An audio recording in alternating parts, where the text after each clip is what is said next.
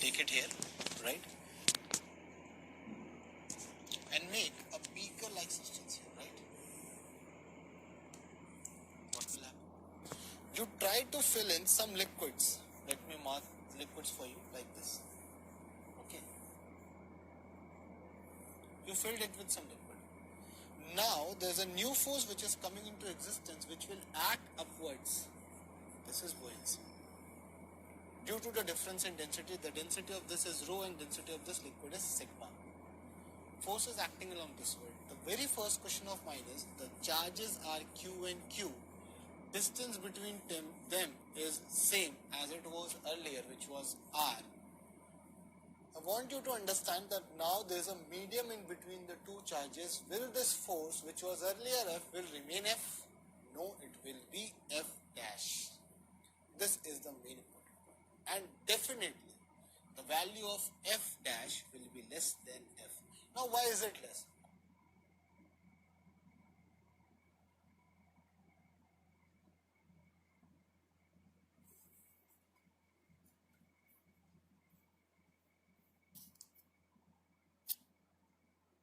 Are Q and Q. Distance between them is same as it was earlier, which was R. I want you to understand that now there is a medium in between the two charges. Will this force, which was earlier F, will remain F? No, it will be F dash. This is the main important point. And definitely, the value of F dash will be less than F. Now, why is it less?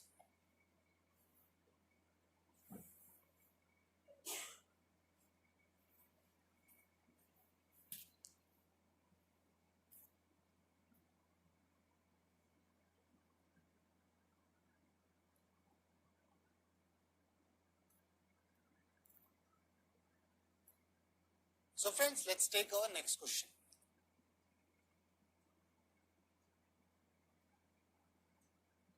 Resistance which will act upwards. This is buoyancy. Due to the difference in density, the density of this is rho and density of this liquid is sigma. Force is acting along this way. The very first question of mine is, the charges are Q and Q. Distance between them is same as it was earlier, which was R. I want you to understand that now there is a medium in between the two charges. Will this force, which was earlier F, will remain F? No, it will be F dash. This is the main point. And definitely, the value of F dash will be less than F. Now, why is it less? Obviously, a medium has come in between the two charges, so force will be lesser. That is the reason that rather than, or in spite of buoyancy coming into existence, this force, that is F dash, has reduced its value, and that's why the balls are remaining the same angle between them, right? So, if you want to understand the dielectric constant, the most important factor is, you must be remembering F in medium is equals to F in air divided by the value of capital K. This was the dielectric constant, and this is the value we are wanting to find out. So I just have to get the ratio of F air and F medium, I'll get my answer, right? Now how can you get that? Now if you want to find the value of F, if you see this diagram upstairs, this F could have been written as tan 15. So what I may write, tan 15 is equals to F by mg, right? This can be written. So let's write the same expression. F by mg is equals to tan 15. Initially it was, let's take this as first equation. What we are intended to, we have to find the value of F air by F medium, right? F air is equals to F in our case and F medium is equals to F dash in our case. Now from the same diagram, let's see here. Now, if you want to write tan 15, let's have the case once look up here. Tan 15 is equals to this force divided by this force. That is force along x-axis divided by force along y-axis. We did that thing. Similarly here, force along x-axis is F dash. That is not an issue. What is the net force along this axis?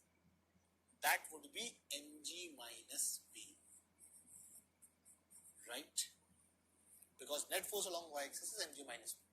If you want to get it equation wise, you can also do that. That is, F dash would be equal to new tension T dash sine 15, and T cos 15 would be equal to mg minus b. You take the ratio, T dash will be cancelled, and what you are left with is F dash divided by mg minus b. Now if you take these two equations, let me write that for you here. That is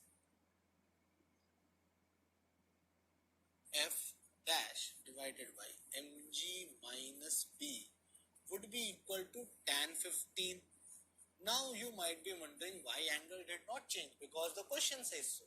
So on both cases, right hand side is equal. What I'll say is, I can write, let's take the ratio, or let's write it as F upon mg is equals to F dash by mg minus b. Right? Can be written. And from here, if you write, that is F dash by F, what you will get is mg minus b by mg. Right? It's very easy. Or this can also be written as 1 upon b by mg. What is buoyancy? Buoyancy is volume of the object into density of liquid into acceleration due to gravity. This is the buoyant force.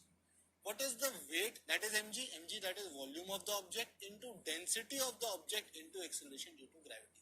This is the important point, friends. And this is equals to F dash by F. I hope you have understood. From here, you can easily cancel out the values of V and G. Let me show you how.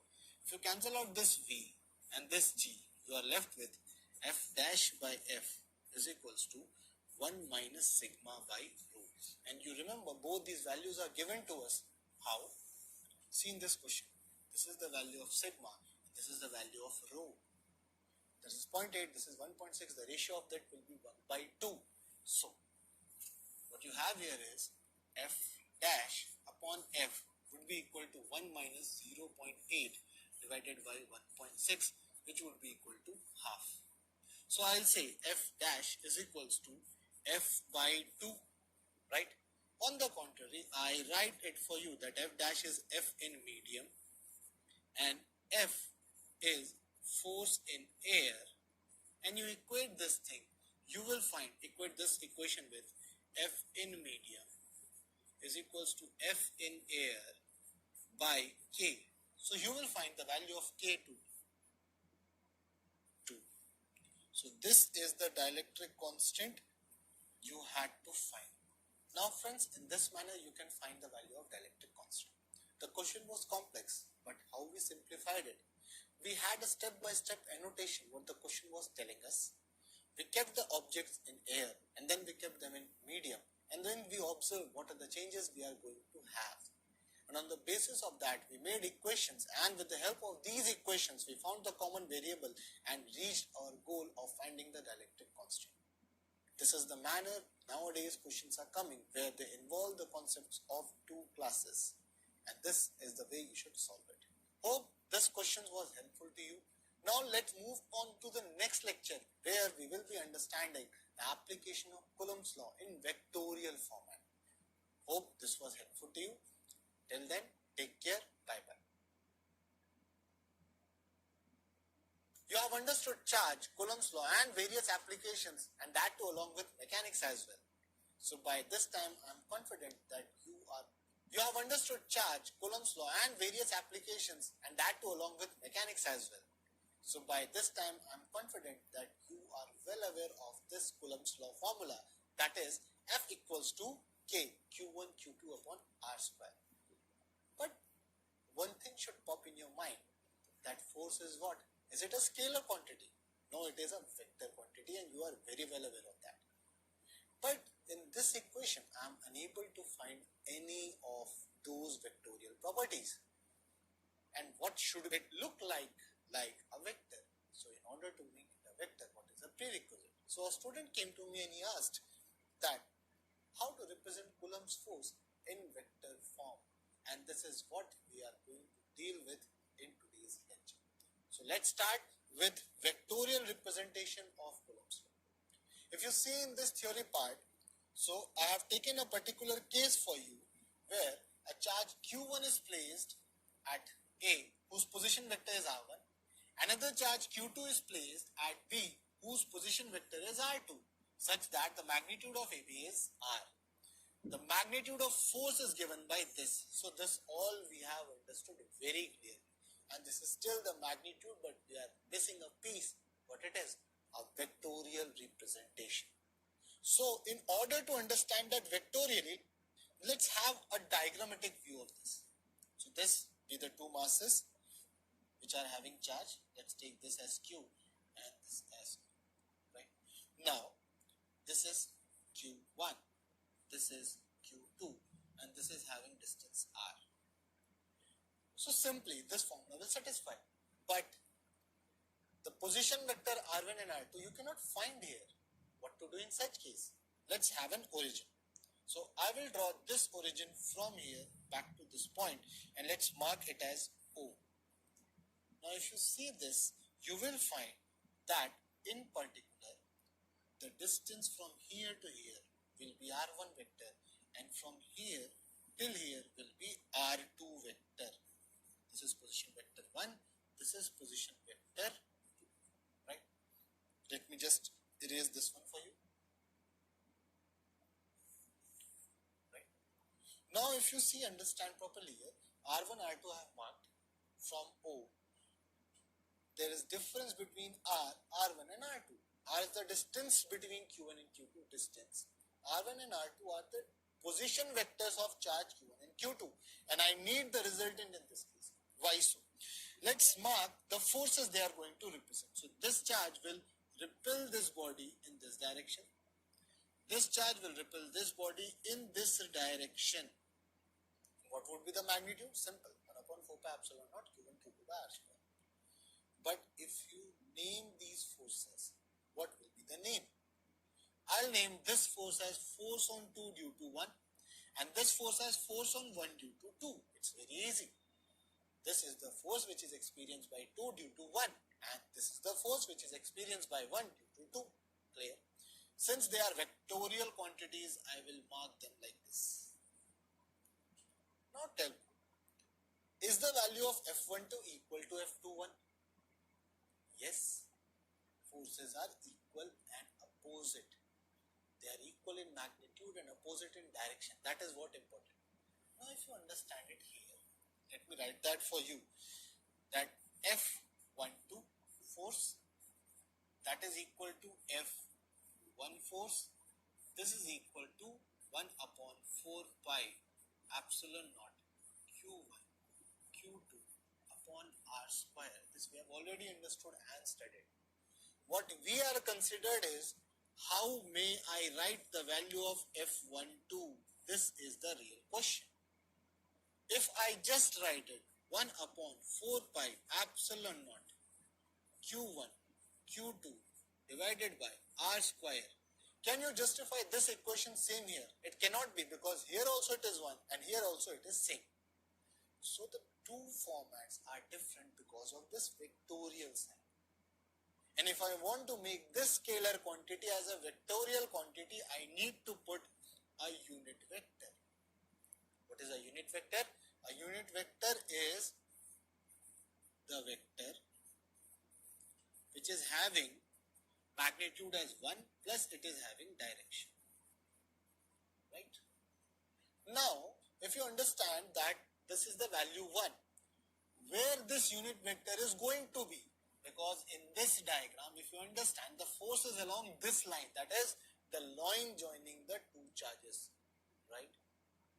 So the force will be in this direction. That means any unit vector which is lying here should be in this direction. And this particular unit vector we are talking about should be along this line. That's why instead of n cap, I am going to write here for you that F12 will be represented as 1 upon 4 pi epsilon naught Q1 Q2 upon r square r cap. Why r cap? Because it is along the distance joining the two charges. Now again my point is, if I write F21 and I write 1 upon 4 pi epsilon naught Q1 Q2 upon r square upon r cap. For both of them I am writing the same expression, because for this F21 also the magnitude is same and direction is along this line. then how am I going to differentiate these two? Because F12 and F21 are two different forces, but this cannot be figured from the right hand side. That means there is a change which is required in this unit vector. Yes friends, there it is. The value of this and this will be same, but the direction is certainly different. And I'll say if for force 1, 2, I will write this unit vector. That means force is going here. That is from R1 minus R2. And similarly for F21, I'll be writing R2 minus R1. Because what is the way I can get the value of R? From going here to here, this is the final position, this is the initial position. So the vectorial form I would require here would be R12, here would be R2. This is the manner we should justify, and this is the perfect representation. You must remember this one. Will be this one. Right? You must remember these two. Now, what is the value of R12? Obviously, R12 unit vector will be R12 vector divided by the magnitude of R12. Obviously, unit vector is the vector divided by its magnitude. What is the value of R12 can be written as? R1 minus R2 vector. Can it be? And this can be written as R, because the magnitude of R12 is R. Similarly, on same lines, you can also write R21 will be R21 vector divided by R21 vector's magnitude. This will be written as R2 vector minus R1 vector divided by R. So now we have two equations. Let's term this as 1, this as 2, this as 3, and this as 4. From 1 and 3,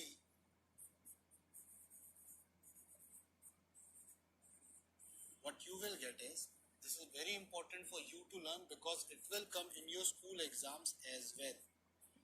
This will be written as 1 upon 4 pi epsilon naught Q1 Q2 upon R square into, in spite of R12 cap, I will be writing R1 vector minus R2 vector divided by R.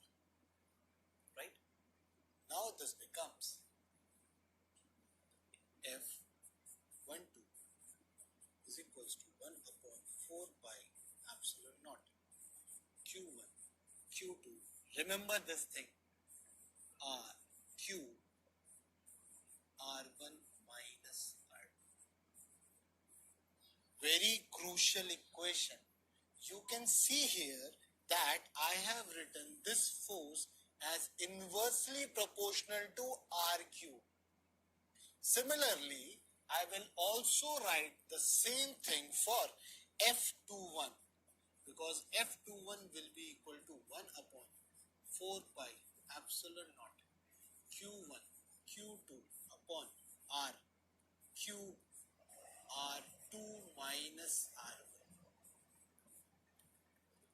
This gives a very important inference to us, that if I write simply F, that is proportional to R square, whereas if I write F vector, that is inversely proportional to R. You must remember this. Both statements are correct.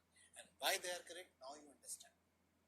And this F21 and F12, they are different to us by a very slight thing. That is R1 minus R2 and R2 minus R. Now, you can also understand one thing. Obviously, R12 unit vector is negative of R21 unit vector. It's very obvious. That means if I multiply 1 upon 4 pi epsilon naught Q1 Q2 upon R square on both sides, so this will become R12, this will be minus 1 upon 4 pi epsilon naught Q1 Q2 upon R square into R21 unit vector. Right? So this output you are finding here is what? It is F F12, and this output you are finding here is F. Thus you get to prove that both the forces are equal in magnitude but opposite in direction. This is the proof of Newton's third law. So in this we have understood how to represent force for two charges which is lying on a line, origin behind them and with position vector r1 and r2, and how to define the force acting on one charge due to other. But all the 3 points, that is the charges, that is two charges and the origin, they are lying on same line. What if they are not lying on the same line? What will happen? So in the next case we will see the origin which has been shifted from the line joining the charges to a different one. Let's have a look at it.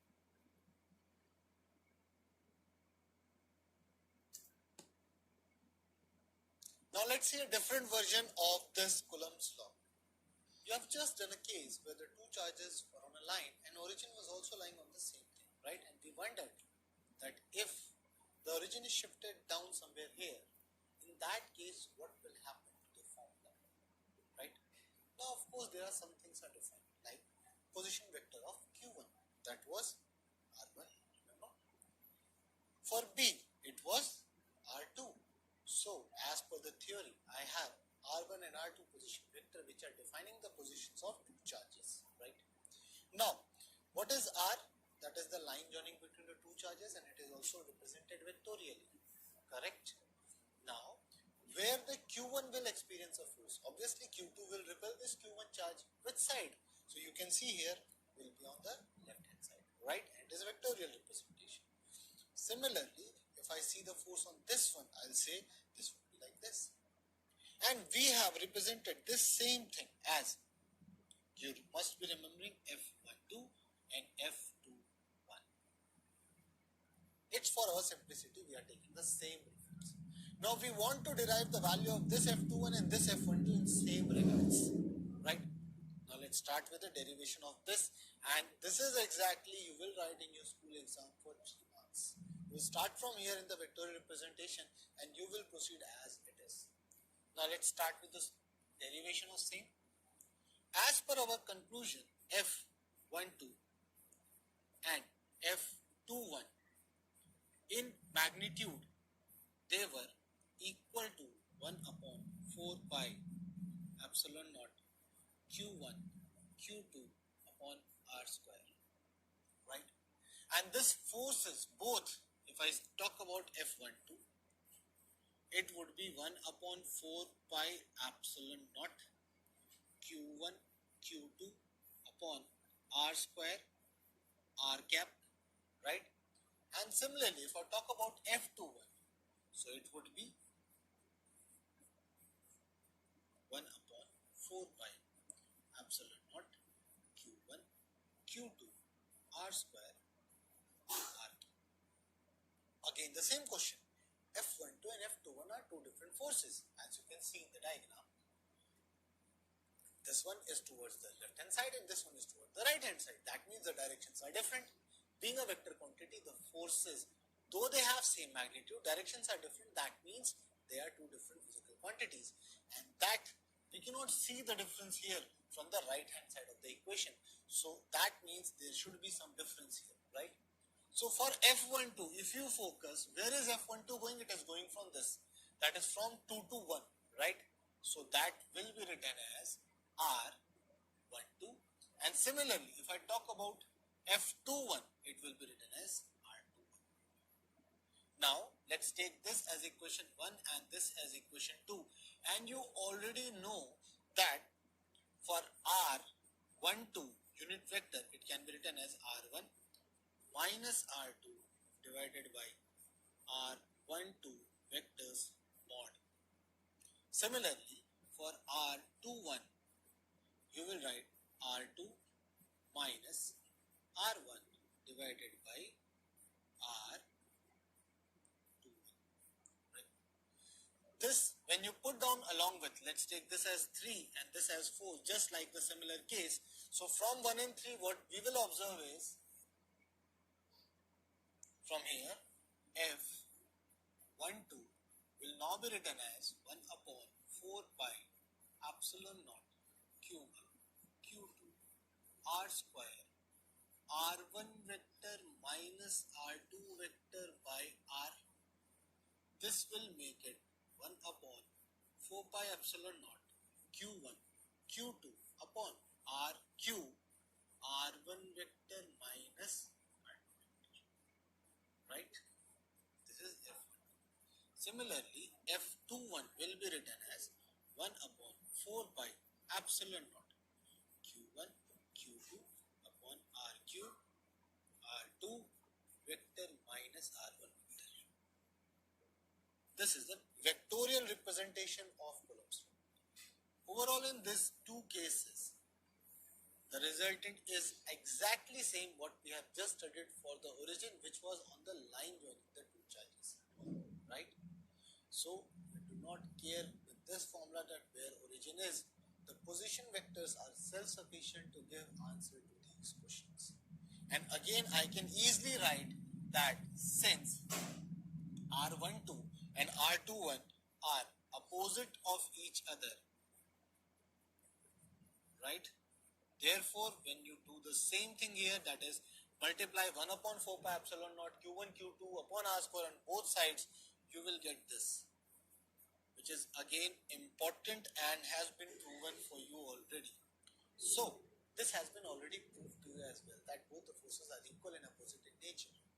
And we did the same thing in the previous case. That means where the origin is, it doesn't matter, because the position vector itself is self-sufficient to give you the values. So what you have to do is find what is the value of R1 in R2, do the correct calculations and put them in the formula. It will directly fetch you the answer. Now let's try one numerical to understand how to apply these in it, right? So this very question, a positive point charge q1 is placed at a comma o. So there's a charge which was placed at some coordinate. And before I proceed with this question, do remember, whenever the questions of coordinate come, don't directly come to a conclusion. Draw a diagram point by point and then just solve the formulas step by step. Don't jump to any conclusion. That will definitely help you understand the problem better. Now further, another positive charge was placed at 0, a and it was q2. We have to find the force on q1. So it's very simple that there are two charges and one charge is applying the Coulombs force on the other charge. What would be the value? So it would be simply k q1 q2 upon r square. But the point here is, they have asked the force that involves direction as well. That means you have to give the answer with the direction, not only the magnitude. That is why we are going to use the Coulombs law in vectorial form, right? Let's see how we can do that.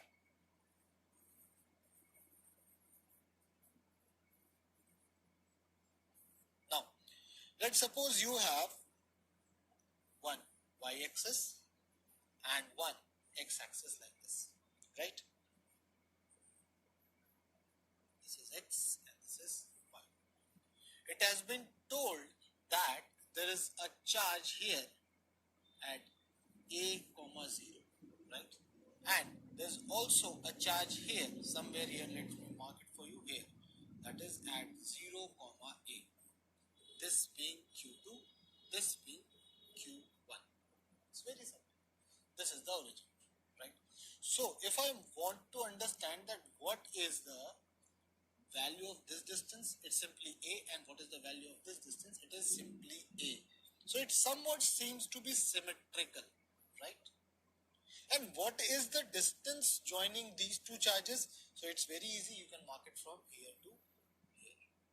What is the value of this? Certainly it would be a root 2. Why is it so? It's a right angle triangle, base and perpendicular, both are a. Now where is the force on q1? So definitely q2 will repel this q1 charge, assuming that nothing has been said. That's why that means it is positive.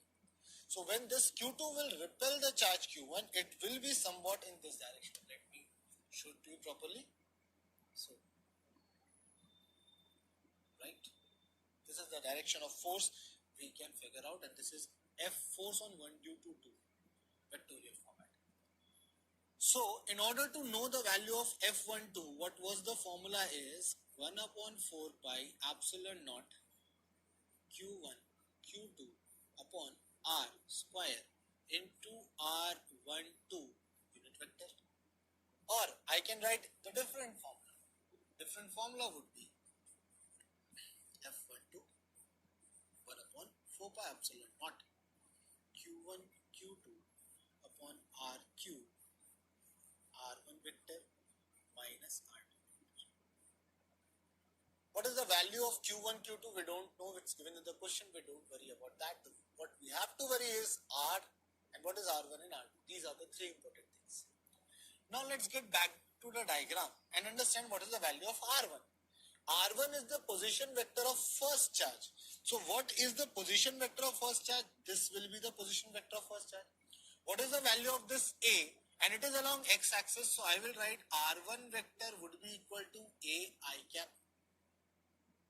Similarly, what is the position vector of second charge? This will be the position vector starting from O to A.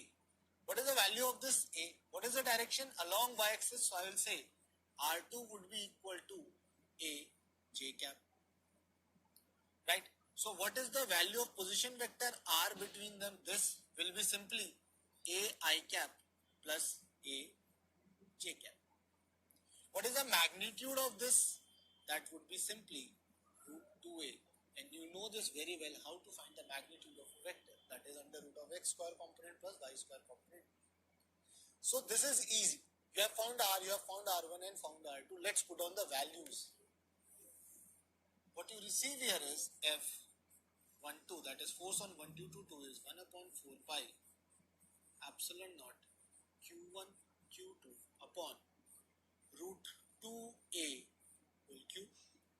What is the value of R1? That is A I cap minus A J cap. On solving, you will simply get 1 upon 4 pi epsilon naught Q1 Q2 upon 2 root 2 A square I cap minus J cap.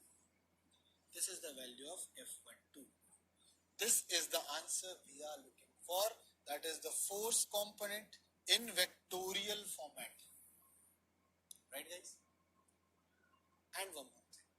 If you still want to know that what is the value of this angle I am talking about, theta. Let me highlight it for you. Let's take this as this angle. So this angle theta can be simply known by the forces y component and forces x component. That is, the force we have marked here will have x component and a y component, right? What is the value of x component? Let's take it as fx. What is the value of y component? Let's take it as fy. So here, very simple formula is that tan theta would be equal to fy by fx. And looking into the final value we have fx is equals to 1 upon 4 pi epsilon naught q1 q2 upon 2 root 2 a square I cap, right? You can write written here. This is the vectorial format. Similarly, fy will be written as 1 upon 4 pi epsilon naught q1 q2 2 root 2 a square j cap, right? Correct? That's wrong. Why is it wrong? Because unit is not given. No, that was also wrong, but negative sign, because this is minus difference. Do remember this. Now you just have to divide these two, and what you will get, to your astonishment, the both magnitudes are equal. This will be simply minus 1, right? That means minus. Why is it minus? So force is going downward, that is along minus y-axis. That's why there is a negative sign. And since tan theta is equals to 1, that means theta would be equal to, yes, you are correct, it would be 45 degrees. Right? So it's very easy to understand that how to solve the questions like this. You just have to worry about what is the final formula and what are the ingredients of R1 and R2 which is required. If you have not drawn this diagram, you will never be able to solve this. So that's why I said to you that stop, analyze the question, draw the points which is required, and then you can definitely get to the conclusion. I hope you have understood this one, that how to represent the Coulombs law vectorially and how to apply same in numericals. Now let's move ahead with our next topic, that is superposition principle.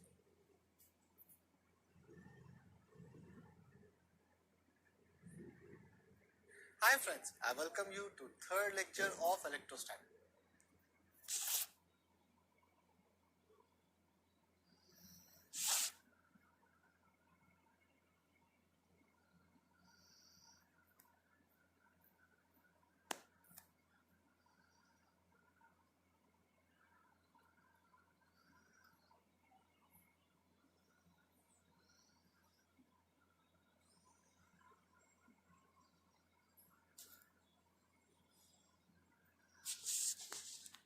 Hello friends, I welcome you to the fourth lecture of electrostatics.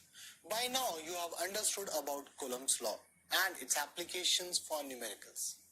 But a question must come to your mind, that is, what will happen if there are multiple charges which are applying force on a given charge at the same time? This question will lead you to the backbone of electrostatics, that is superposition principle.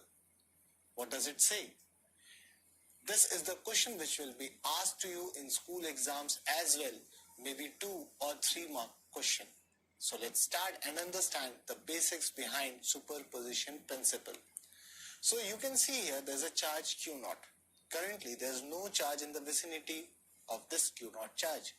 That means force on this Q naught would be 0. But if there is a charge Q1 present in the vicinity of this charge, what will happen? By the nature of Coulombs law, by the understanding of the Coulombs law, we will understand that both charges will exert some force on each other. And until stated, you will consider that both the charges are positive in nature. That means they will repel each other. So what is the force applied by Q0 on Q1 will be downwards, some force F1. And similarly, this will apply the same force F1 but in the upper direction. But currently I am interested more on the topic of Q0. That means my subject or study of this section is Q0. So I will consider as Q1 is fixed to this point. So what is the distance between Q0 and Q1? That is R1. And force would be F1, of course. What would be the value of F1? That is simply K Q0 Q1 upon R1 square if I go by magnitude. And by vectorially, you know very well that is K Q0 Q1 R vector divided by R cube as a magnitude. Now similarly, there is a Q2 charge. Now there are multiple charges.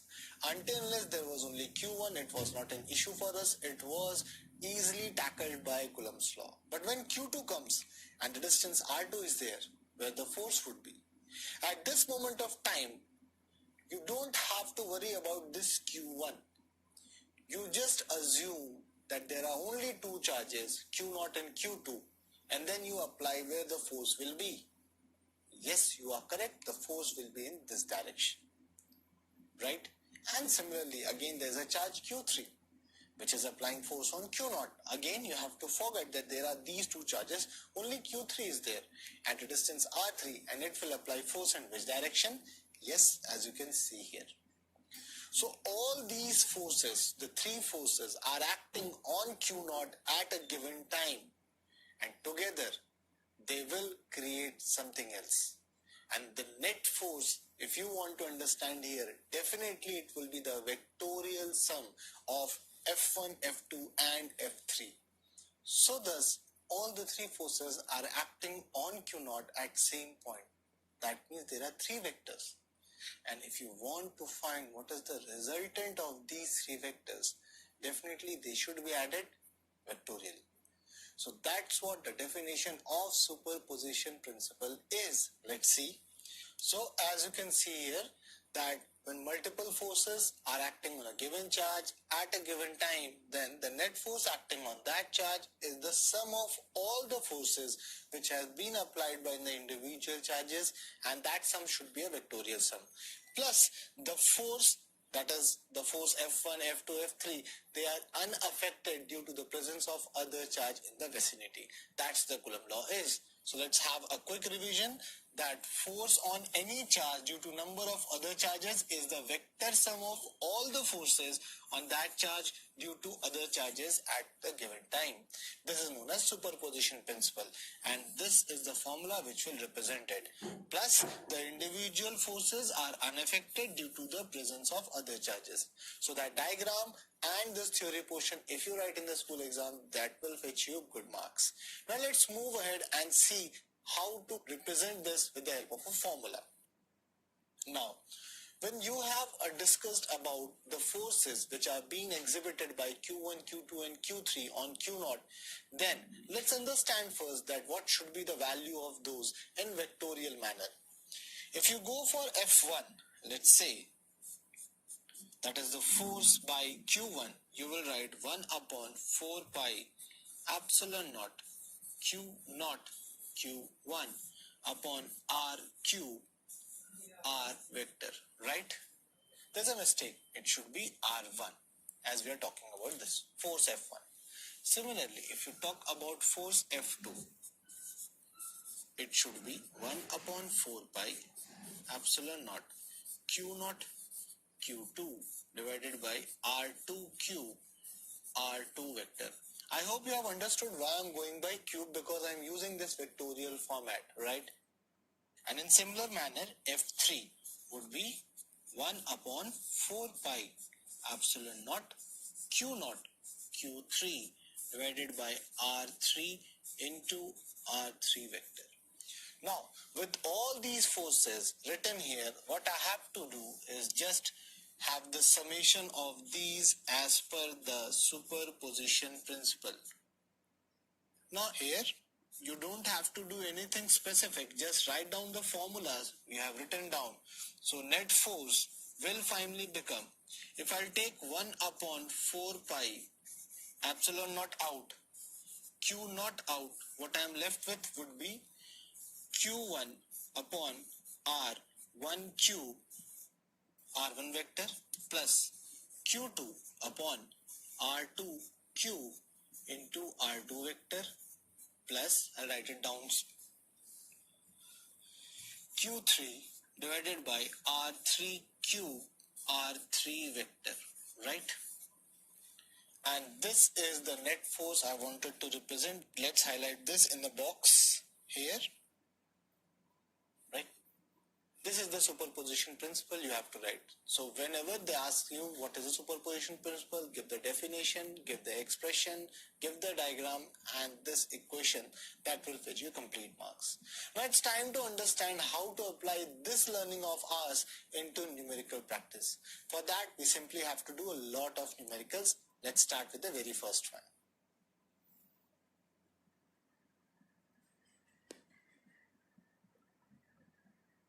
So let's take the very first question of this lecture. As you can see in the question, there are 3 charged particles which are arranged in a line as shown in figure. Calculate the net electrostatic .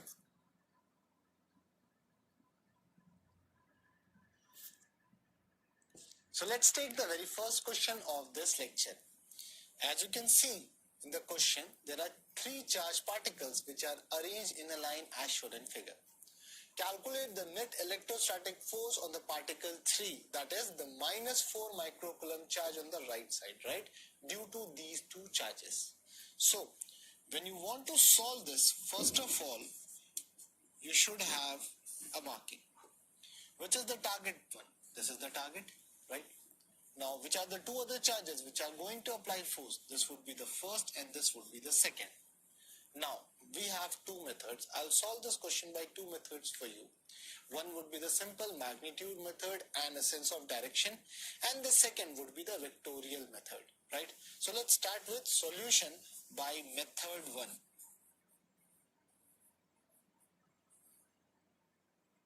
Whichever you feel comfortable with, you can use.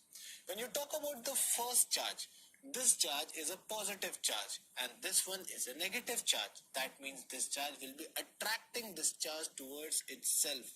So this would be direction of F1. That is force on this charge due to the first one.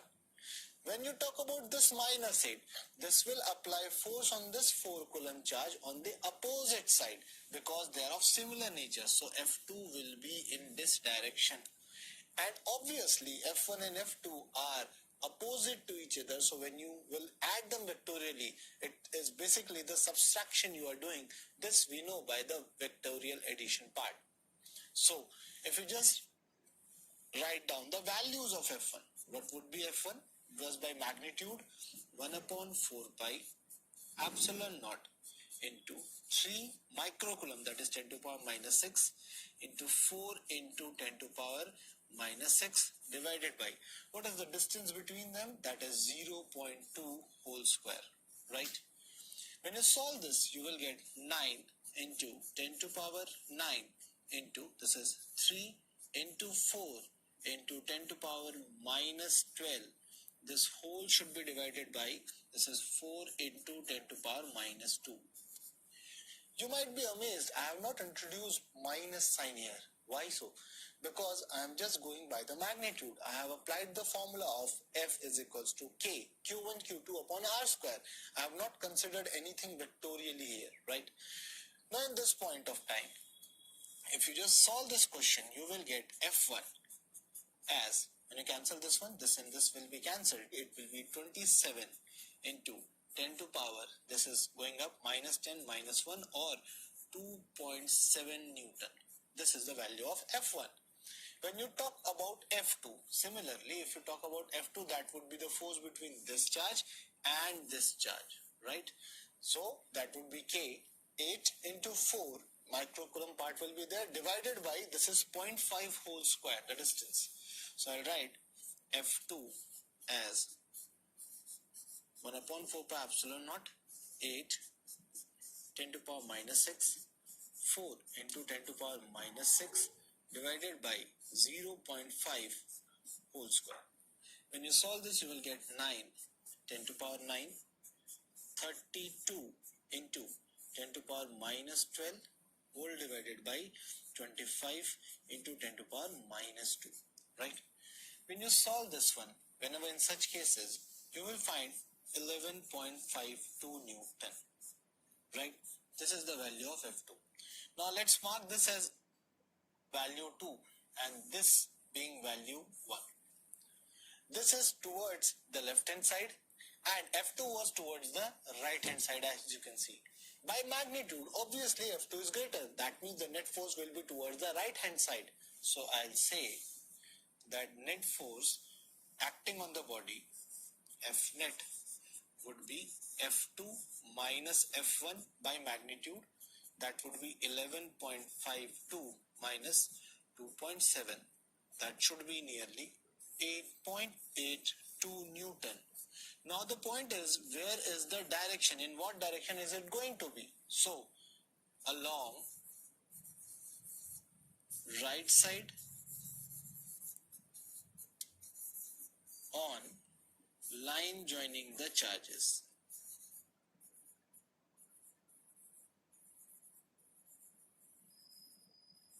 Right? But this is not a good answer. Why so? Because in physics, vectorially, we do not prefer any such thing. In physics, it would be better if we can give it along x or y axis. So let's consider that for the whole scenario, let's take a brief diagram that this be the y axis and this be the x axis, right? So this being y and this being x, so the net force is lying along x-axis on the right side or positive x-axis. That would be sufficient. So this is the first method where I did not consider any vectorial form, neither I considered the plus or minus sign. I logically established the relation that this being plus and this being minus will attract each other and the other both being negative will repel each other. And that sufficed my equation easily, and this is a good method as far as some few charges are there. But if you want to go by the vectorial method, definitely it is helpful. Let me show you how. If you consider the same thing, the F1, F2 value will not change. But if you go by vectorial method, the F1 is along the negative x-axis, or it will be written as minus I cap. So now this same F1, F2, if I go by method 2, so by method 2, F1 will be 2.7 I cap negative Newton. This is vectorial form. And similarly, F2 will be equal to 11.52 positive I cap Newton, because it is along positive x-axis. And by the superposition principle, net force acting on the charge is the vectorial sum of the two forces acting on it at that point. So I will write minus 2.7 I cap plus 11.52 plus I cap, and this will result into the same answer we have got, that is 8.82 Newton. Let me write that for you. 8.82 Newton along positive x-axis, and this is the answer which we can expect. This is the right form to represent the answer, right? So you can see magnitude is same, but for this time we don't have to write along positive x-axis towards the right side or on the line joining the charges, but in either of the cases the value would be same, and both the presentations are acceptable as per the case. So I hope you have understood when to proceed vectorially, and by that. There can be a third method as well. That is, if you find the value of R vector and then proceed with this question, then also you will have the same result, right? And we have done this question, so I am not doing this again. I hope you have understood this one. Do try this with the help of that vectorial method we did in the earlier lecture. Now let's move on to our next question. In this question, given below, there are four arrangements of charges. Let F1, F2, F3 and F4 be the forces acting on this charge which is placed at x equals to 0. Fourth case might not be visible to you. Now you may see it. So on all these charges which are lying at x is equals to 0, on these four cases is value of F1 here, F2, F3 and F4 is the force experienced by this charge which is placed at origin. We have to arrange the values of F1, F2, F3, F4 in ascending order as per the question, right? Now, let's start with the solution. Before we start, we have to understand one thing. The question is a set of repetition of some values. How? Now, these questions, you can keep solving them with a 4 or 5 pages solution, but if you proceed logically, it will help you a lot. So let's have an entirety here. For symbolic representation, what is the distance between this? The magnitude would be L. So what would be the force applied by this charge? Let's take this as charge 1, and force on this would be F along this line, right? And that would be K, Q into Q, Q square divided by L square. So let me write down that value for you. F is equals to K, Q square by L square. I hope you have understood this one. Now, this charge, let's consider this as body 2. It will apply force on this side. And what would be the magnitude of the force exhibited by this one? It would be F equals to Q. That is K into Q into 2Q upon by same distance L square. That means this force can be represented by 2F. So what is the net force acting here? Is 2F minus F. It would be only F. And it is acting along minus x-axis. So what is the value of F1 if I say? That would be equal to minus of F I cap. Right? And if I represent this vectorially. I hope you have understood this one. Now let's move on to the second case.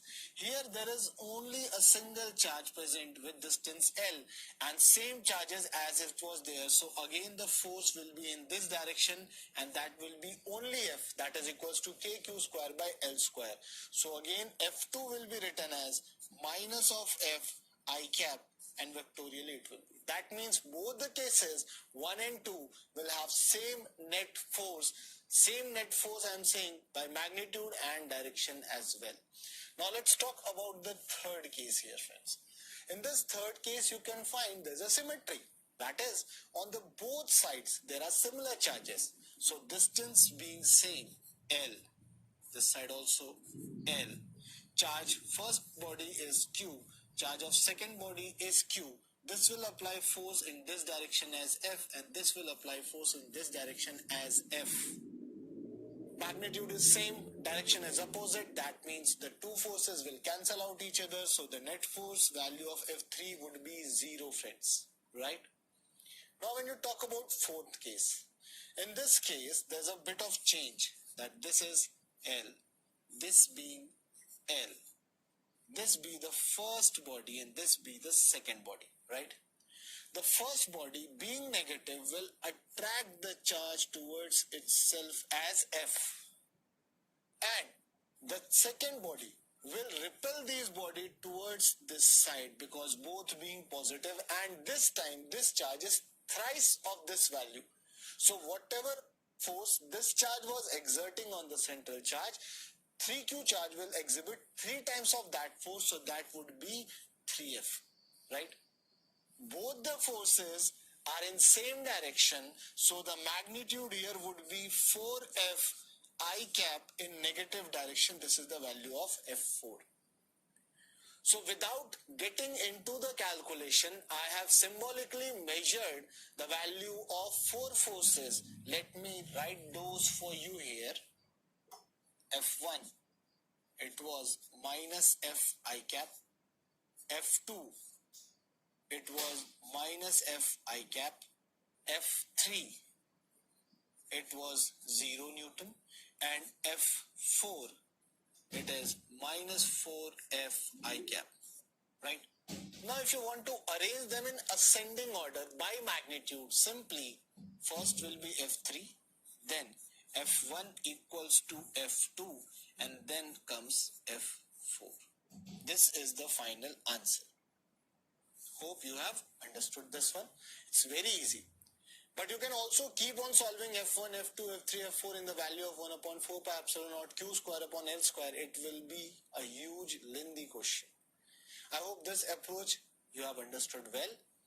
Let's move on to the next section and calculate some more numericals there.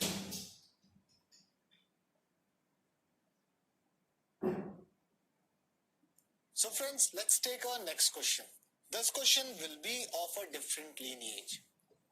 Two charges Q and 4Q are placed at x equals to 0 and x equals to L along the x-axis. Find where another particle of charge Q is to be placed on x-axis so that the net force on charge at x equals to 0 becomes 0.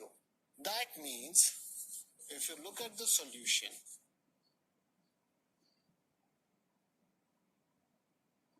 so let's take the very first question of this lecture.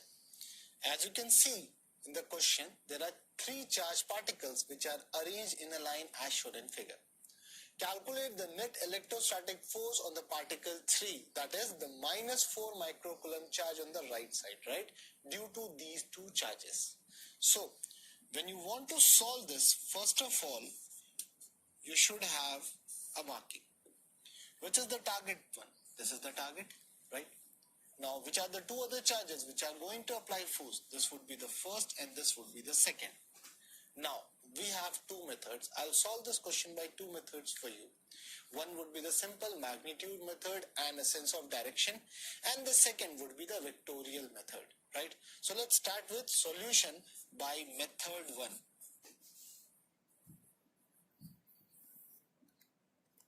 Whichever you feel comfortable with, you can use.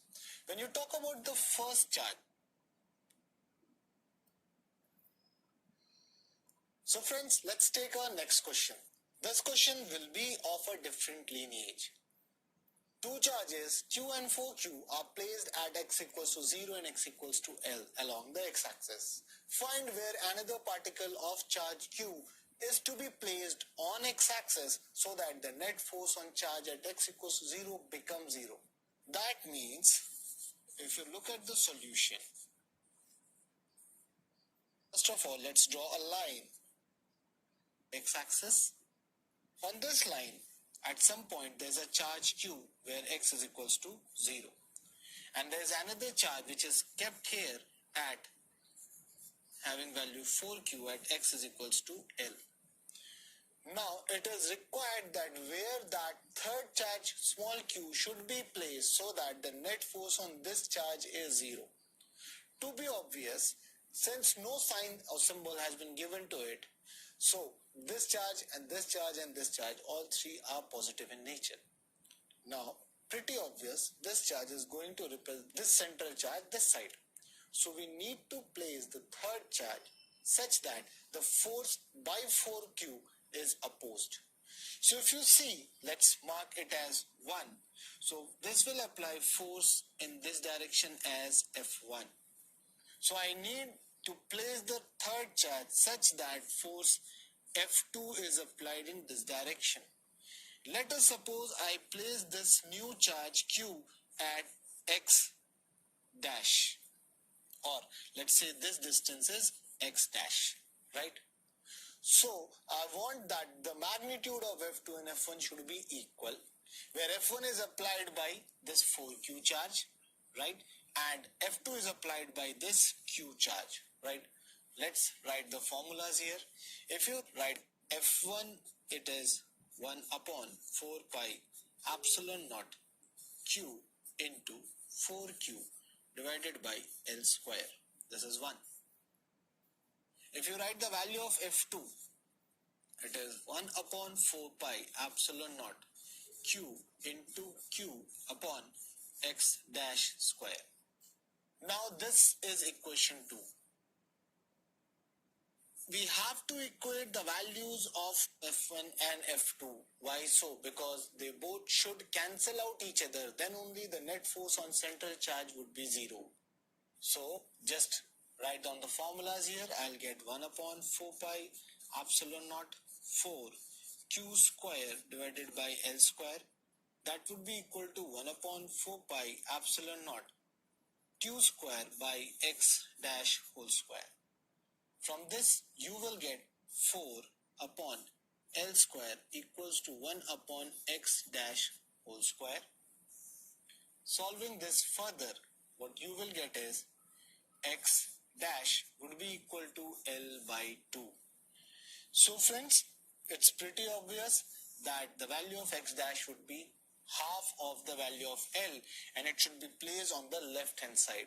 So either we write this, or we can write that position of the third charge x dash should be minus L by 2 I cap, that is along the negative x axis. So hope you have understood this one. Now let's move on to our next question. This question you see is of a different lineage.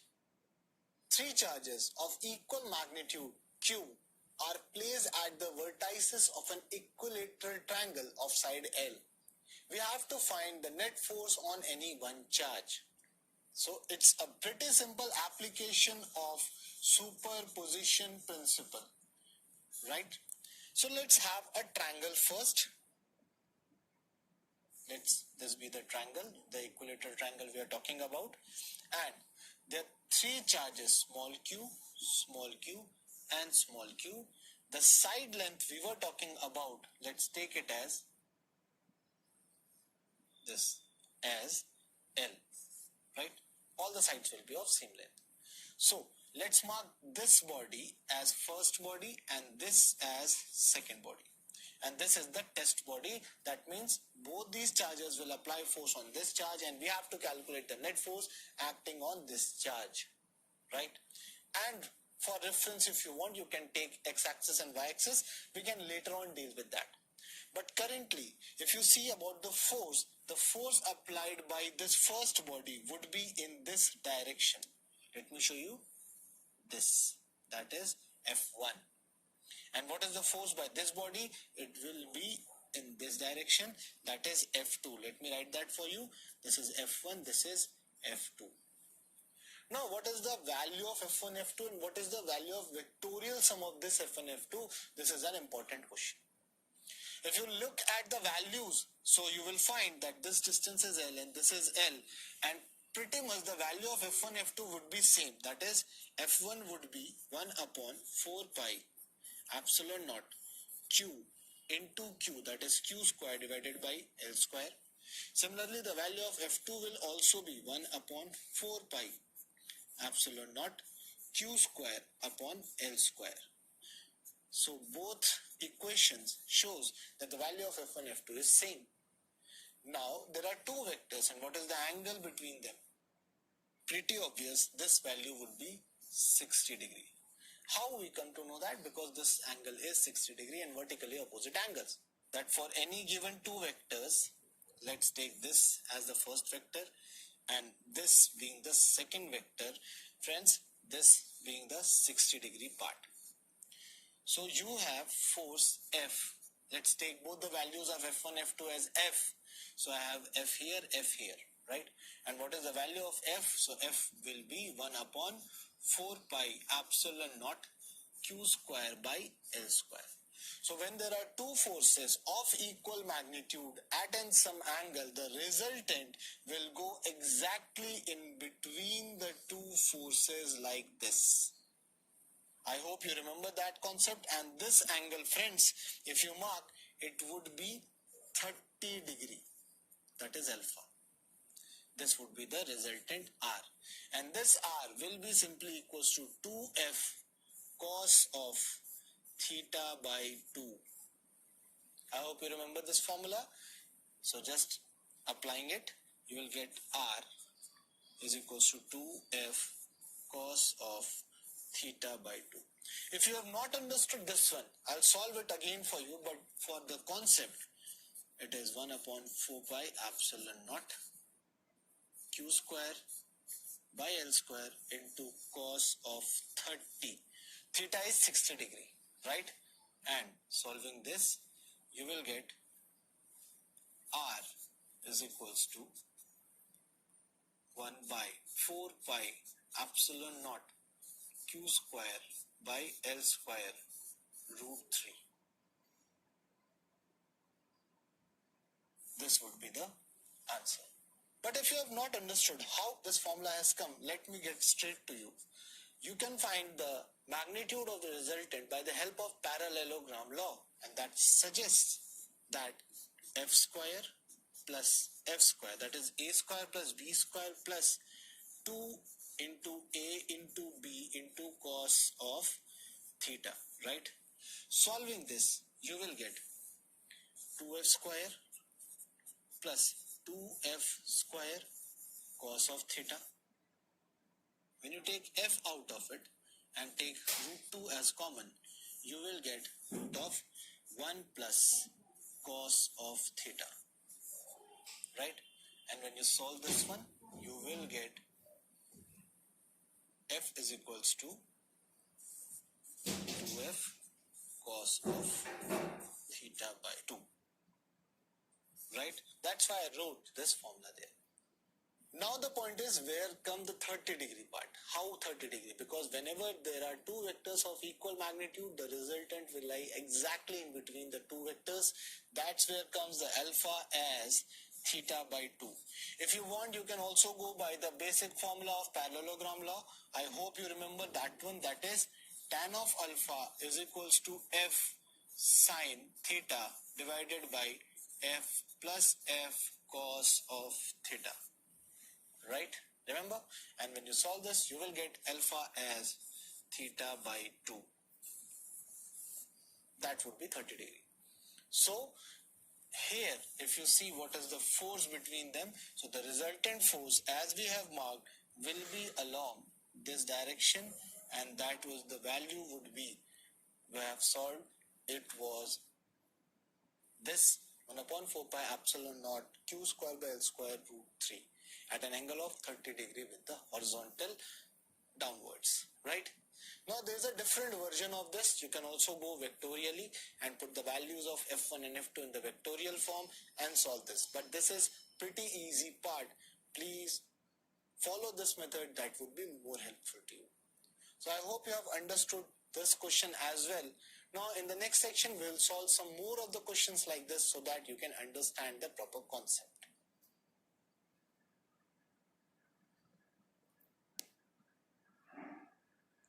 So till now friends, we have understood the superposition principle and we are moving step by step towards a complicated explanation of same. Let's see one more question here. Now, for this question there is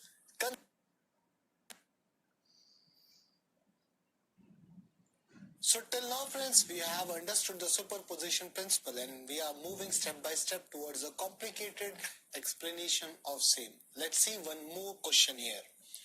Now, for this question there is, consider three charges Q1, Q2, Q3 each equal to charge Q. That is, all three are equal in magnitude and they are situated on an equilateral triangle, vertices of an equilateral triangle of side N. What is the force on charge Q placed at the centroid of triangle? Let's have the look at the question. Let's take the diagram first. So this being the triangle we talk about, let's take this is the equilateral triangle.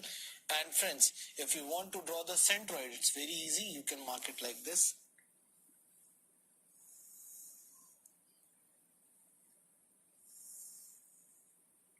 Right?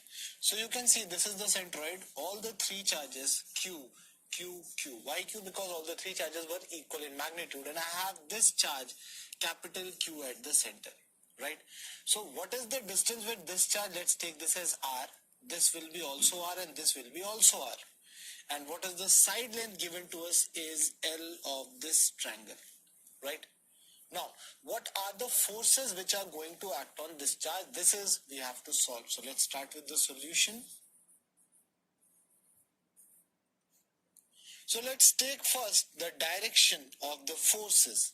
So force due to this charge will be along this direction here friends. It will be having a value of F would be equal to K small q capital Q divided by R square.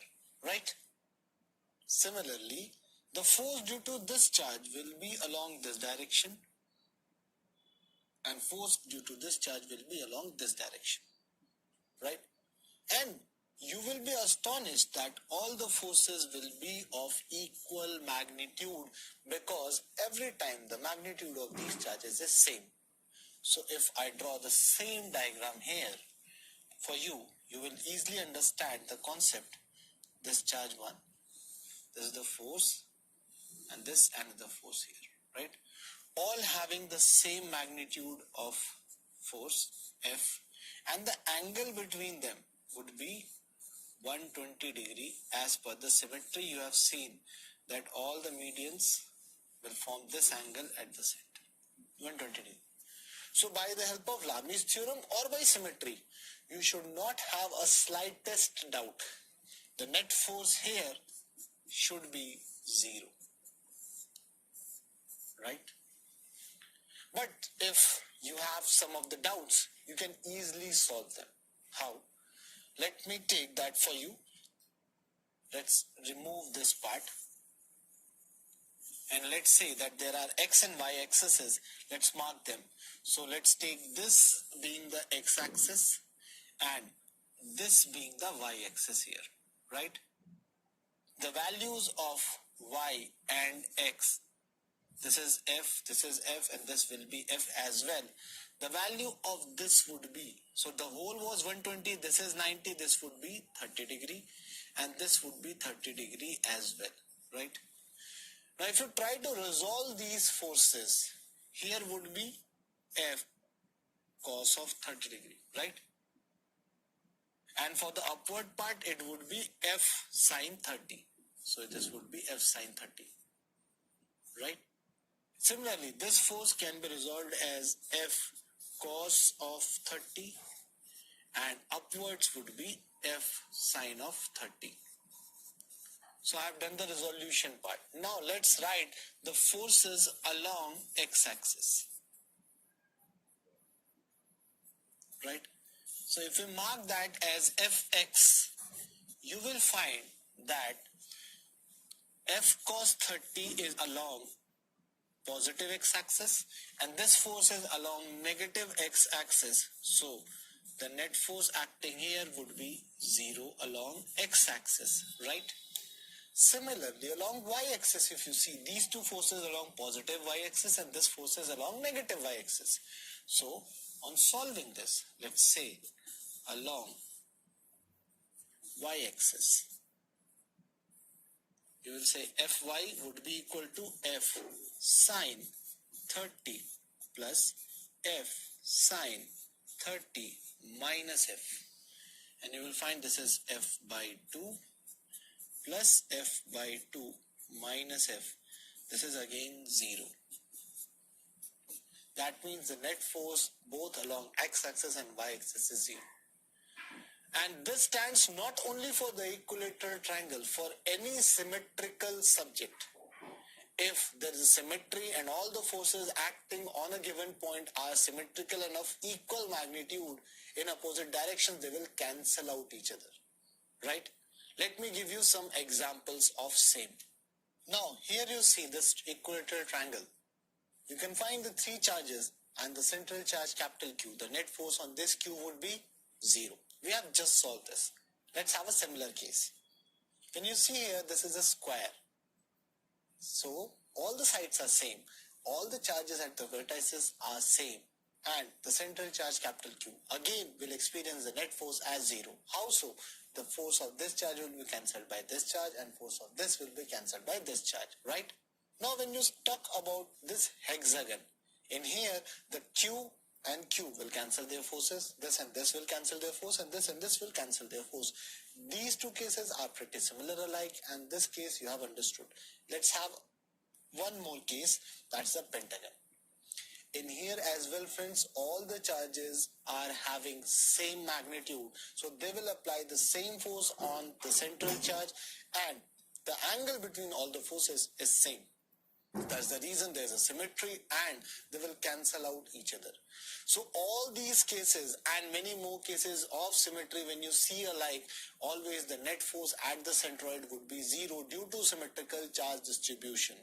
For that you should not have a slightest doubt. I hope you have understood this one, because in the next question we'll be seeing some of the applications of this as well.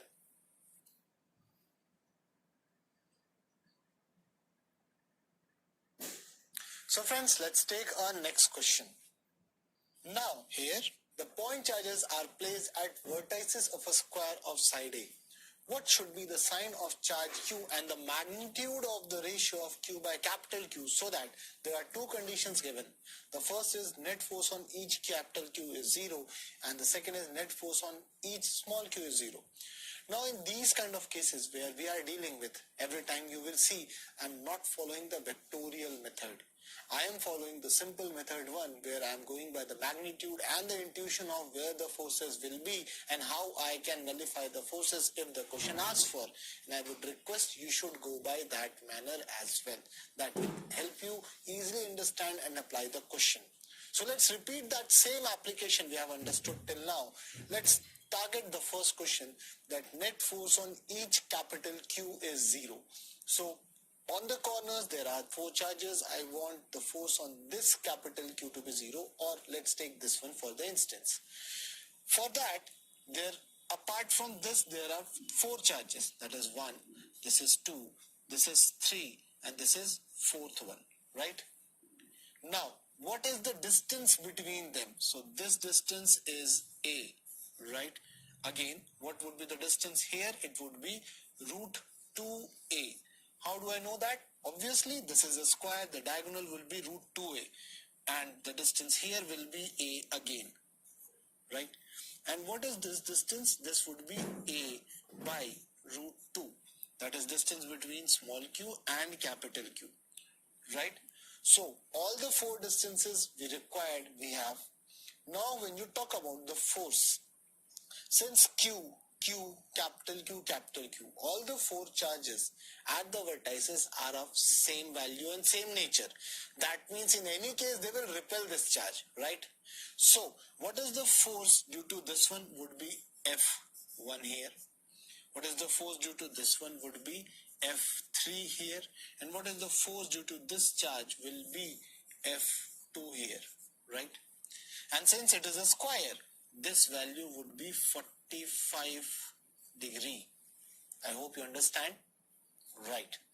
Now, the 4th charge, small q, it should have such value that it will apply a force which will nullify all the three forces. How is it possible? Quite obvious. If I want to have the zero force on this charge, I would like that all the forces should be summing to zero. But here these three can't cancel out each other since they are on a given direction. So only a force which is in opposite direction to the resultant of all these three will cancel out these forces. So first of all, understand that this Q charge will apply a force in which direction? It should be the direction of the opposite of the resultant of these three forces. So what is the first foremost important thing is to find the resultant of F1, F2 and F3. Let's find that. So if I go for the solution, I will have to find the values of F1. That would be 1 upon 4 pi epsilon naught Q square by A square. Also the value of F3 will be same. Why so? Because F1 and F3, the distance and charges are same. And for the value of F2, if I say, that would be 1 upon 4 pi epsilon naught Q square by root 2A square, that is equals to half of 1 upon 4 pi epsilon naught Q square by A square, right? So that is half of the force of F1 and F3.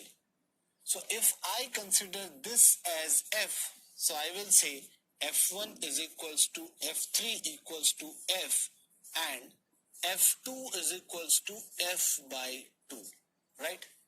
Now let's have the vectorial representation of these three. So vectorially, one force is here, one force is here and other is in midway, right?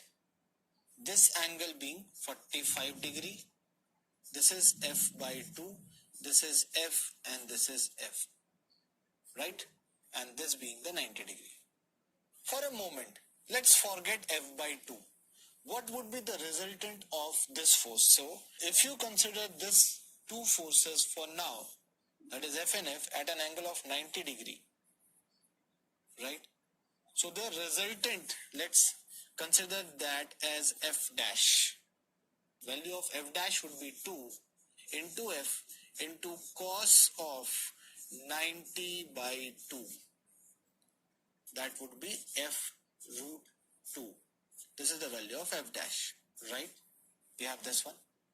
And if you mark this value of F dash, this F dash is pointing in the same direction as that of F by 2. Why so? Because this will be 45 degree as alpha is equals to theta by 2.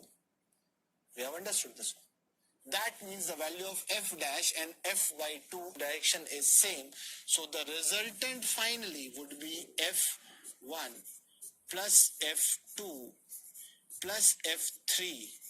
If I go by magnitude part, right, I will get R as F dash plus F2, that is equals to F root 2 plus F by 2. Solving this, you will get R is equals to F1 by 2 plus root 2, right? So this is the resultant we talked about, we wanted to find. Now, this force, this is the value of force, this small q should apply, and you are well aware that now resultant R is going in upward direction in the 45 degree. So the charge small q will apply force F4 in this direction, which will have same magnitude as that of R upwards, but the direction would be opposite so that it can cancel out that resultant. So I'll say that value of F4 will be equal to R, that is equals to F1 by 2 plus root 2, where F was represented as 1 upon 4 pi epsilon naught capital Q square A square. And the value of F4 will be 1 upon 4 pi epsilon naught capital Q small q upon A by root 2 whole square. We have understood this. Now let's equate this with R. So putting the values, I will get 1 upon 4 pi epsilon naught capital Q small q divided by A square by 2, right? That will be equal to 1 upon 4 pi epsilon naught capital Q square by A square 1 by 2 plus root 2. This 1 by 4 and 1 by 4 would be cancelled. Q and this will be cancelled. What you are left with is Q 1 by 2, that is equals to capital Q 1 by 2 plus root 2. You can just cross multiply it there. So small q equal to 1 by 4 plus 2 root 2.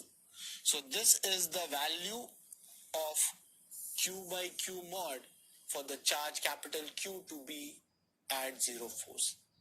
So our first question is complete.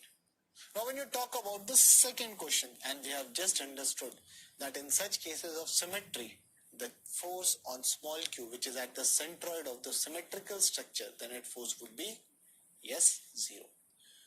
So it was a lengthy question, but it's very simple application. We just have to understand the basics of some vectorial addition, because superposition principle is all about adding forces vectorially. Let's take our next question.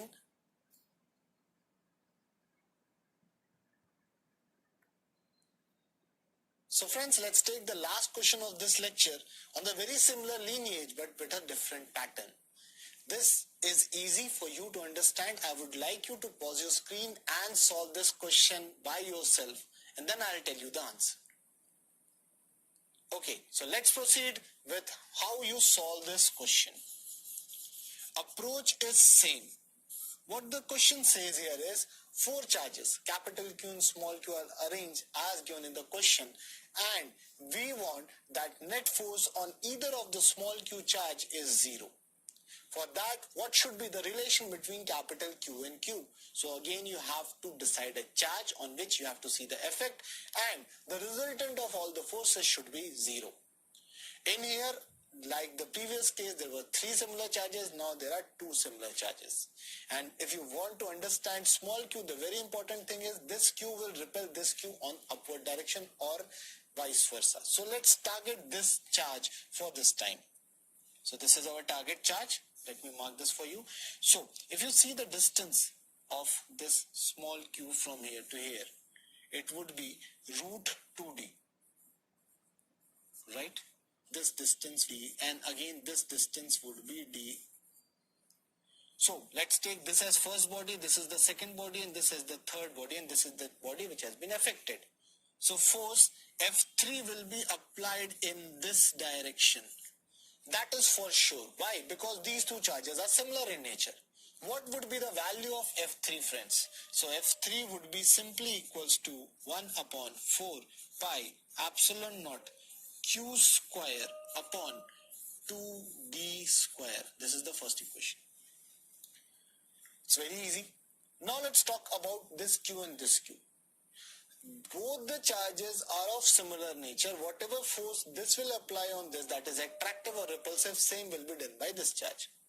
If I want to nullify the force on this q, so there should be the forces applied by these 2 charges such that the resultant of these 2 forces should cancel this F3. That means the resultant should be on the upper side for these 2 forces. So the force applied, so this is the most important point, force applied by this charge should be attractive in nature, and similarly this as well. So I will mark this as F2 and this as F1. And the resultant of this F1 and F2 should go like this, that is R, and this R should have magnitude equal to F3, then only they will cancel out each other. So now my motto is to find the value of F1, F2 so that I can find R and equate this with F3, and it's a very simple concept. When you find the values of F1, F2, you will say 1 upon 4 pi epsilon naught capital Q small q upon d square. This is F2 as well, right? Now, both F1 and F2, if you find, it will be like this.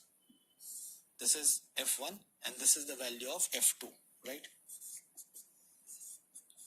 They are having equal magnitude, that means the resultant will be like this. And this would be, if you consider both as F, it would be 2F cos of 90 by 2. We have just dealt with this kind of question, and R will end up as F root 2. So what's the value of resultant? R is 1 upon 4 pi epsilon naught capital Q small q by d square into root 2. This is the second equation, right? So from the first equation and from the second equation and with the diagram analysis, I'll say that F3 should be equal to R. Then only the net force on small q should be 0, right? So let's write down the values. 1 upon 4 pi epsilon naught q square by 2 d square should be equal to 1 upon 4 pi epsilon naught capital Q small q root 2 upon d square. You can cancel out the things easily. So this will be cancelled out. This square and this will be cancelled out. D square and d square will be cancelled out. So you are left with q by 2 is equals to capital Q root 2. Or I can write this one as capital Q is equals to q by 2 root 2. This is a typical relation, friends, and it has been asked many times in various competitive exams. So this was all for today, where we applied the Coulombs law application where there are multiple forces acting on a charge, and this led us to discover the superposition principle, and these brilliant applications we have understood by the help of our knowledge of vectors and mechanics here. I hope you have liked this lecture. Let's move on to a next lecture where we're dealing with electric field. Till then, take care. Bye-bye.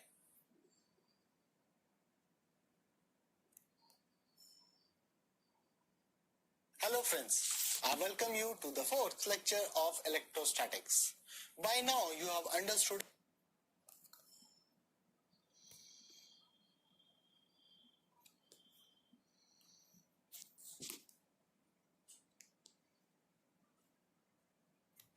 Hello everyone, I welcome you to the new lecture of this chapter.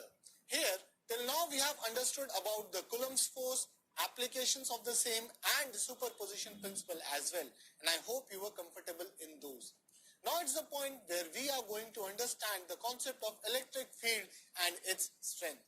Now, the first question comes that why do we need to understand that? The first thing which you have to understand is the field concept.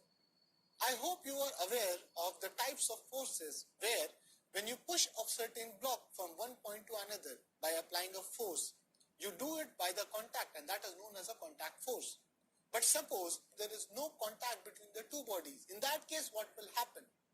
The force between the charges is an example of this, where there is no contact between the two charges, still the force is being applied. That means an application of force is there without the contact, and this is the concept of field force, right? And gravitational field and electric field show a similar kind of property here, that they perform the force or they apply the force on another object but without the contact. So what is it there which helps them to apply the force without any contact? That's what we are going to understand here. So starting with the very first thing, that Coulombs law helps us to find the force between two charges.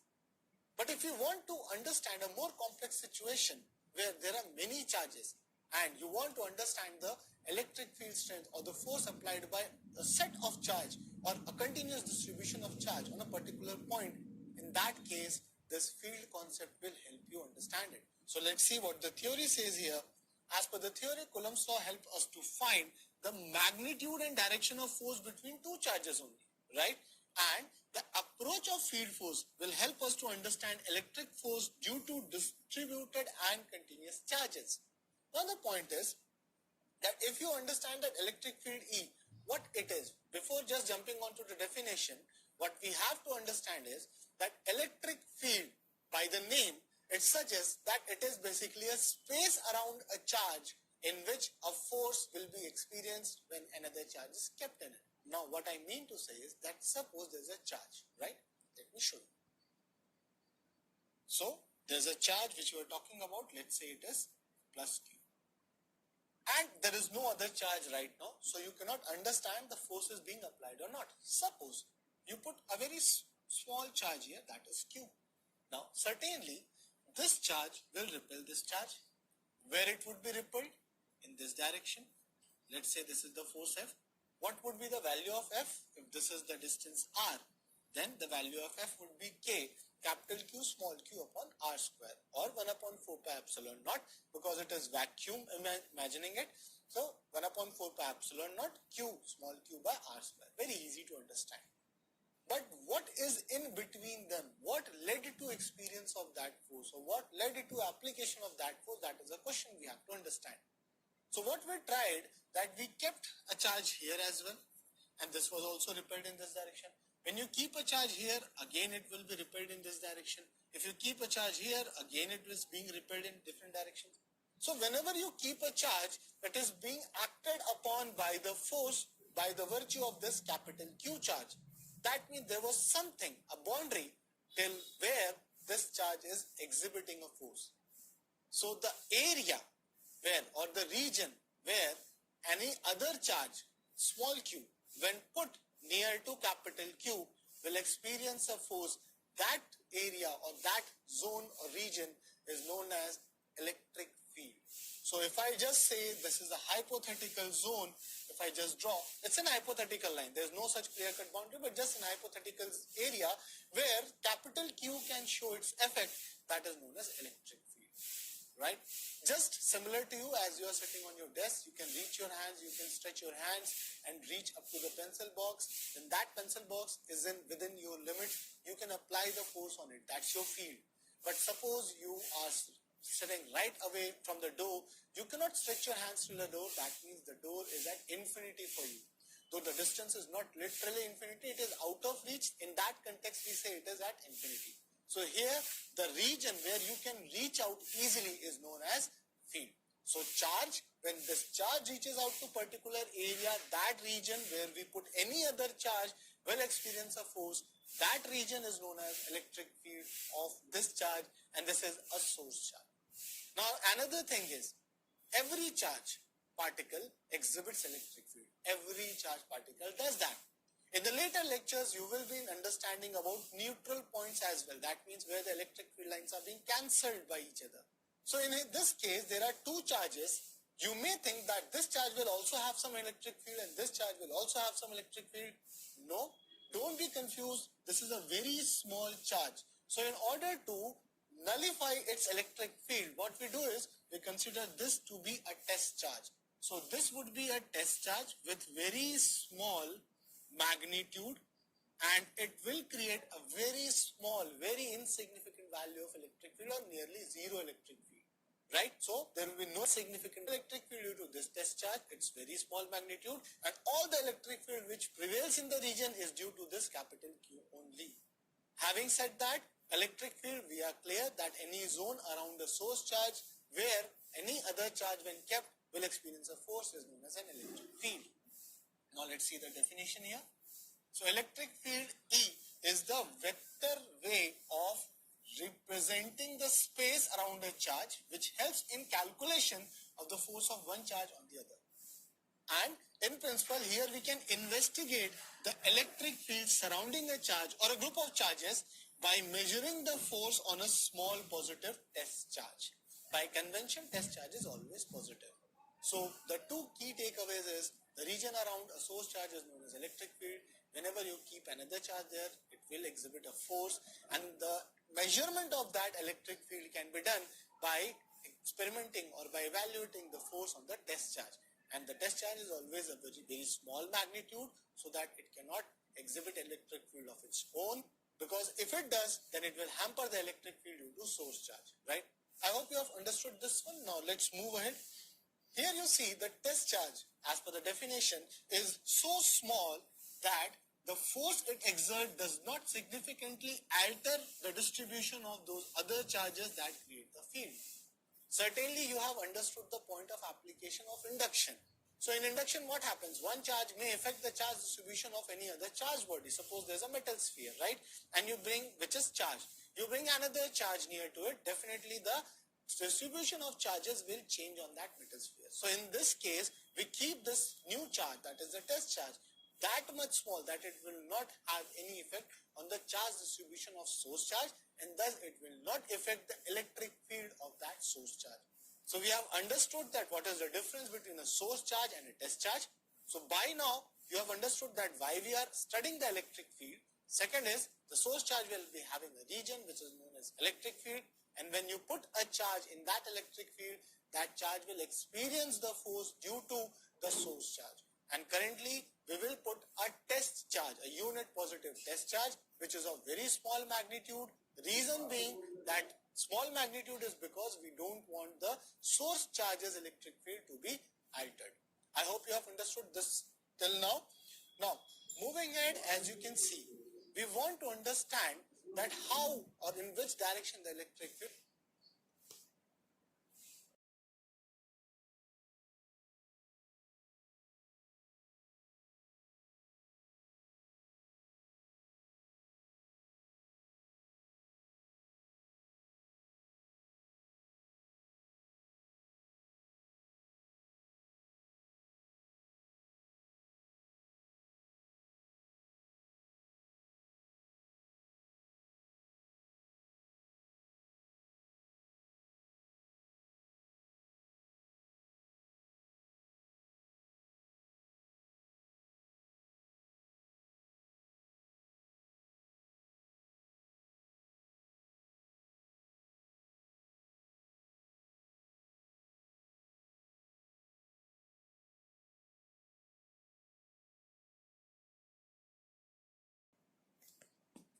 works out.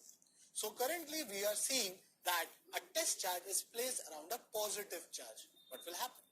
As you can see, this charge is being pushed away by the source charge. Here we are considering that the source charge is static, it is not moving, and the test charge is free to move. So when we put this test charge near to source charge, you can see that it is being pushed away, that is radially outwards. This also can be experimented if you put this test charge not here rather than there. In that case also it is being pushed away, that is radially outwards. That means the electric field lines are coming radially outwards from this positive source charge, right? And you can see that the direction of electric field lines is exactly same as that of the force which is being implemented, and this is what we are going to study as we move forward. So we see that the test charge is being pushed away by the source charge, which is a positive source charge. Now let's see a similar case. What if we keep a negative source charge? In that case, what will happen? As you can see, the negative source charge, when a test charge is placed near it, it is being attracted towards the negative source charge. That means the electric field lines are going towards the source charge or are radially inwards. This is important for you to understand that in positive source charge, the electric field lines are radially outwards, whereas in negative source charge, the electric field lines are radially inward, right? So for now, we have understood that for a positive source charge and a negative source charge, where the electric field lines will move in what kind, what direction. Also, that the direction of force and electric field will be exactly same for any given source charge. Now let's proceed with understanding of the details of electric field.